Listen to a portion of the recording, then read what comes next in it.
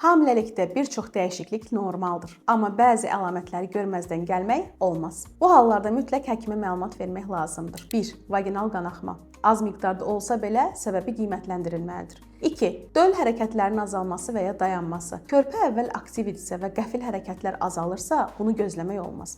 3. Yüksək təzyiq və preeklamsiya əlamətləri, yəni şiddətli baş ağrısı, göz önündə ulduzların olması, qəfil ödem və görmədə bulanıqlıq. 4. Yüksək hərarət, 38 dərəcədən yuxarı temperatur, titrəmə və infeksiya əlamətləri bunlar risk yarada bilər. 5. Güclü qarın və ya bel ağrısı, davamlı qusma, ani su gəlməsi, xüsusilə su kisəsinin vaxtından əvvəl açılması təcili qiymətləndirilməlidir. Əgər bu normaldır, yoxsa həkimə müraciət etməliyəm deyə tərəddüd edirsinizsə, ən doğru addım həkiminizlə əlaqə saxlamaqdır. Bəzən sadə bir zəng həm ananın, həm də körpənin sağlamlığını qoruyur.